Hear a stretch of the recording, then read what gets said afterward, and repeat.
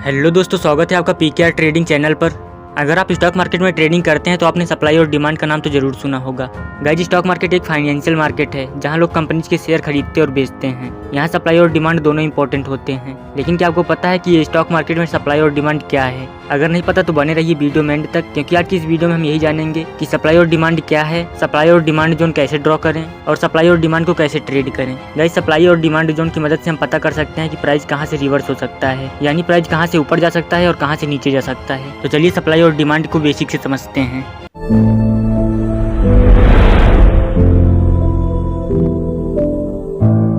Supply और demand क्या है?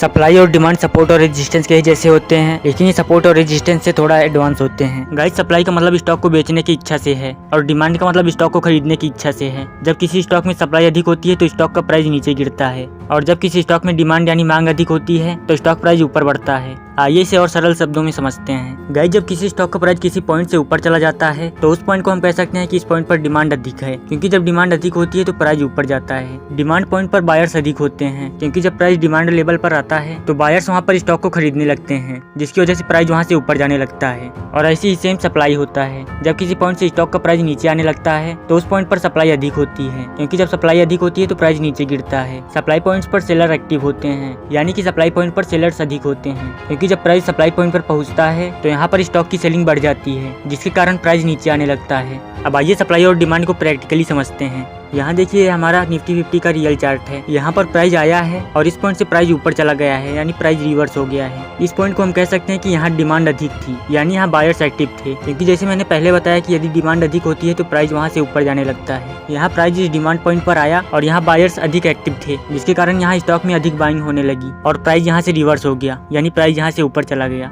अब इस चार्ट में देखिए, यहाँ प्राइस एक पॉइंट पर आया है और इस पॉइंट से प्राइस नीचे चला गया है, क्योंकि इस पॉइंट पर सप्लाई अधिक थी, यानी इस पॉइंट पर सेलर्स एक्टिव थे। जब प्राइस इस पॉइंट पर पहुंचा तो सेलर्स अधिक मात्रा में सेलिंग करने लगे, जिसके कारण प्राइस यहाँ से रिवर्स हो गया और नीचे चला गया।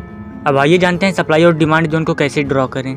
अगर हम चार्ट को देखें तो ये हमारा सपोर्ट लेवल है, क्योंकि प्राइस यहाँ से ऊपर गया है। अब हम सोचते हैं कि प्राइस जब दोबारा से इस सपोर्ट लेवल पर आएगा तो प्राइस के इस सपोर्ट लेवल से रिवर्स होने की संभावना अधिक होगी और हम यहाँ बाई करेंगे। लेकिन जब प्राइस नीचे आता है तो प्राइस बिना सपोर्ट लेवल को टच किए ही ऊपर चला जाता है, जिसके कारण हम सही एंट्री नहीं ले पाते हैं। प्राइस यहाँ से रिवर्स इसलिए हुआ है क्योंकि यहाँ एक डिमांड जोन है। इस डिमांड जोन को पहचानना बहुत ही सिंपल है। डिमांड जोन को क्रिएट करने के लिए आपको सिर्फ इस कैंडल को देखना है, जिस कैंडल ने सपोर्ट लेवल को क्रिएट की है। उसके बाद आपको उस कैंडल के साइज का एक डिमांड जोन क्रिएट कर देना है। अब आप देख सकते हैं कि प्राइस इस डिमांड जोन से ही रिवर्स हुआ है। ये हमारा डिमांड जोन है। प्राइस इस जोन में कहीं से भी रिवर्स हो सकता है। सेम इसी तरह हम सप्लाई जोन को भी क्रिएट कर सकते हैं। इस चार्ट में देखिए, हमारा रेजिस्टेंस लेवल है। प्राइस इस रेजिस्टेंस तक आया है और प्राइस यहाँ से रिवर्स होकर नीचे चला गया है। उसके बाद प्राइस इस पॉइंट तक आया है और यहाँ से रिवर्स होकर प्राइस ऊपर चला गया है, लेकिन इस बार प्राइस अपने रेजिस्टेंस लेवल तक पहुंचने से पहले ही रिवर्स हो गया है। अगर हम उस कैंडल को देखें जिसने रेजिस्टेंस लेवल को क्रिएट किया है और इस कैंडल के साइज का एक सप्लाई जोन क्रिएट कर दें, तो अब आप देख सकते हैं कि प्राइस इस सप्लाई जोन से ही रिवर्स हुआ है, यानी ये पूरा हमारा सप्लाई जोन है। प्राइस इस जोन में कहीं से भी रिवर्स हो सकता है। सप्लाई और डिमांड जोन की सबसे इंपॉर्टेंट बात यह है कि अगर प्राइस किसी डिमांड या सप्लाई जोन को दो बार से अधिक टच कर देता है तो सप्लाई या डिमांड जोन वीक हो जाता है, यानी कि यहाँ ब्रेकआउट होने की संभावना अधिक हो जाती है। अगर आप ब्रेकआउट और ब्रेकडाउन को बेसिक से समझना चाहते हैं तो इस पर मैंने एक डेडिकेटेड वीडियो बनाया है, लिंक डिस्क्रिप्शन में, एक बार उस वीडियो को जरूर देखना।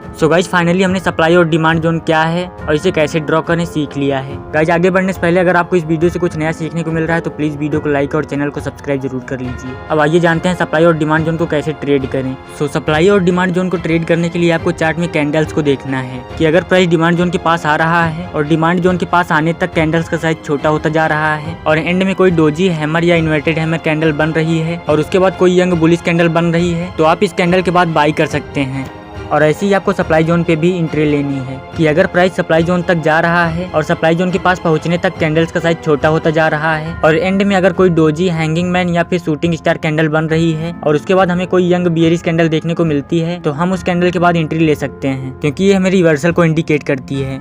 तो गाइज, ये थी हमारी सप्लाई और डिमांड जोन के बारे में full information. I hope guys कि आपको इससे कुछ सीखने को मिला होगा। तो गाइज, अगर आपको इस वीडियो से कुछ नया सीखने को मिला तो प्लीज वीडियो को लाइक और चैनल को सब्सक्राइब जरूर कर लीजिए। तो मिलते हैं नेक्स्ट वीडियो में, तब तक के लिए goodbye, have a nice day.